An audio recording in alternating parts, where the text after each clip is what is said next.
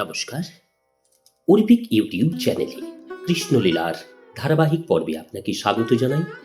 আজকের পর্ব সুদামা বিপ্রের কৃষ্ণ কৃপা প্রাপ্তি। চ্যানেলে যারা নতুন তাদের অনুরোধ জানাবো চ্যানেলটি সাবস্ক্রাইব করে কৃষ্ণলীলার ধারাবাহিক পর্বগুলো শ্রবণ করুন। আসুন আজকের পর্ব শুরু করি। সুদামা বিপ্র হঠাৎ বিস্মিত হয়ে প্রাসাদের নিজ কক্ষে প্রবেশ করে তিনি দেখলেন সেটি কক্ষ নয়, যেন স্বর্গরাজ্যের আবাস। এই প্রাসাদের চতুর্দিকে ছিল বহু রত্নময় স্তম্ভ এবং সুকোমল আরামপ্রদ আসন।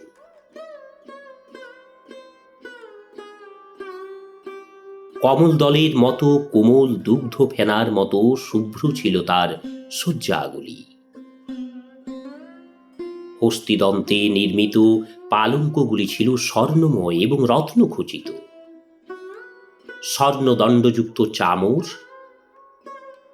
এবং অরবিন্দ দলের মতো কোমল ছিল তার স্বর্ণ সিংহাসনগুলি। বিভিন্ন স্থানে মুক্তার জুড়ি সমন্বিত মখমল এবং রেশমের চন্দ্রাতপ শোভা পাচ্ছিল। স্বচ্ছ স্ফটিক নির্মিত প্রাসাদটি ছিল মহা মকরোৎমণিতে সুশোভিত। সেখানে ললনারা রত্নময় দ্বীপ ধারণ করল।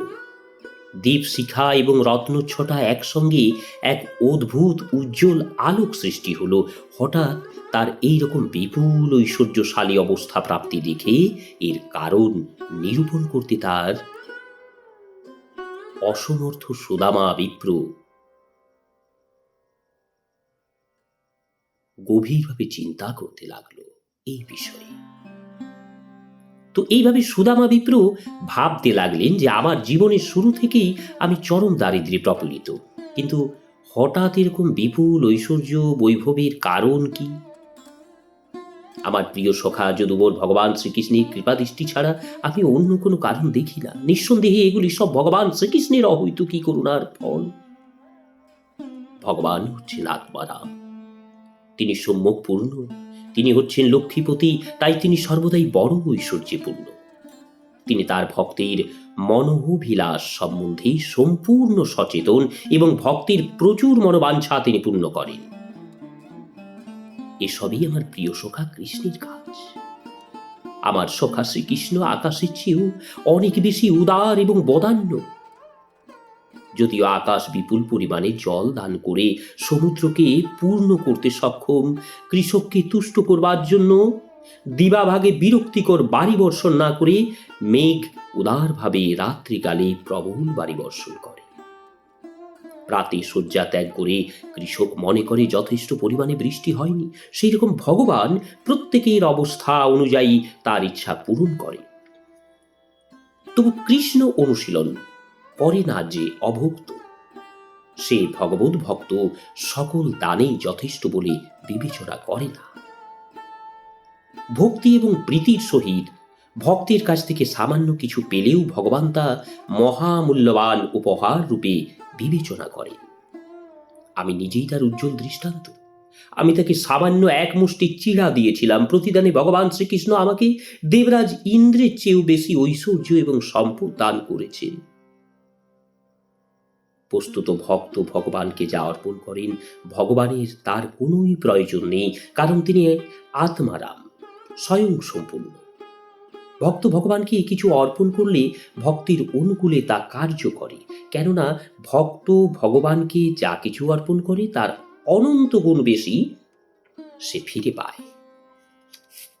ভগবানকে কিছু নিবেদন করলে তাতে কারোর কিছুমাত্র ক্ষতি হয় না, সে লক্ষ লক্ষ গুণে লাভবানই হয়।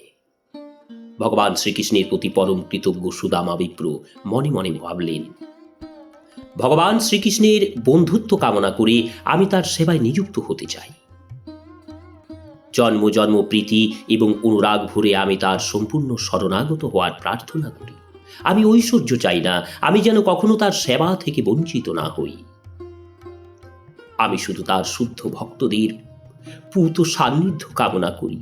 আমার মন এবং দেহ সর্বদা কৃষ্ণ সেবায় নিযুক্ত থাকুক, এই আমার ঐকান্তিক কামনা এবং প্রার্থনা। আজ পরমেশ্বর ভগবান জানেন যে অতিরিক্ত ঐশ্বর্যের প্রভাবে বহু বহু মহান ব্যক্তিত্বশালী তাদের সুউচ্চ পদ থেকে পতিত হয়েছে। এই জন্য যখন কেউ ভগবানের কাছে ঐশ্বর্য কামনা করে, ভগবান কখনো কখনো তা দান করেন না। এই ব্যাপারে তার ভক্তের ক্ষেত্রে তিনি খুবই সতর্ক। জড়জগতে অবস্থান করায় পতনের সম্ভাবনা হেতু অপরিণত ভক্তকে ভগবান বিপুল ঐশ্বর্য দান করেন না। এটি হচ্ছে ভক্তের প্রতি ভগবানের অহৈতুকী করুণার আরেকটি লক্ষণ। ভক্তের যাতে পতন না হয় সেদিকেই ভগবানের প্রথম লক্ষ্য। তিনি হচ্ছেন কল্যাণকামী পিতার মতো।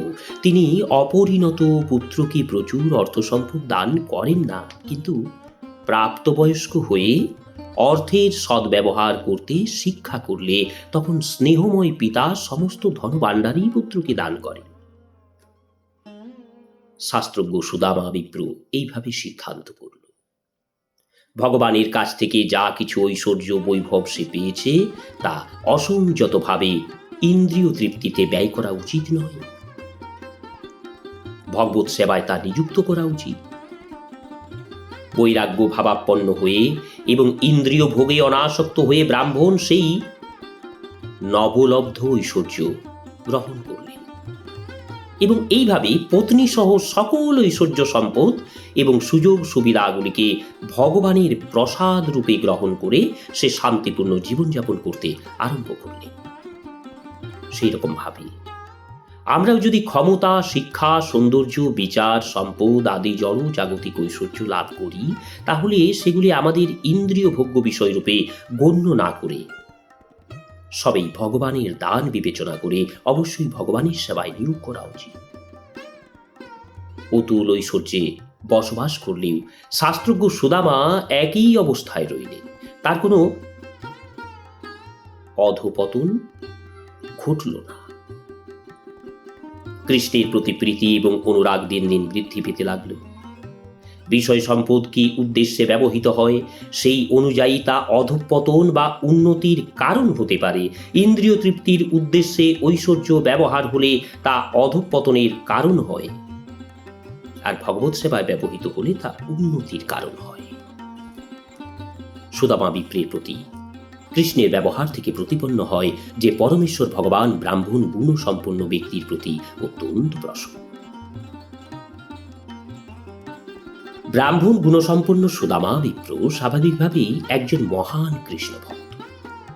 এই জন্য বলা হয় ব্রাহ্মণ বৈষ্ণব্য।